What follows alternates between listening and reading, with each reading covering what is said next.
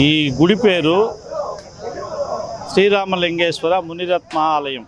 ఇది కేఎస్ మునిరత్నం గారని మాజీ కౌన్సిలర్ గారు. ఆయన 2 సంవత్సరాల క్రితం స్థాపించినారు. 2 సంవత్సరాలుగా ఇలాంటి కార్యక్రమాలు ఎప్పుడూ చూడలేదు. దేవుడు భక్తులు పూజ జరుగుతుంది, మామూలుగా సాధారణంగా పూజ జరుగుతుంది. ఆ పూజ చేసుకొని దర్శనం చేసుకొని వెళ్తూ ఉంటారు భక్తులు.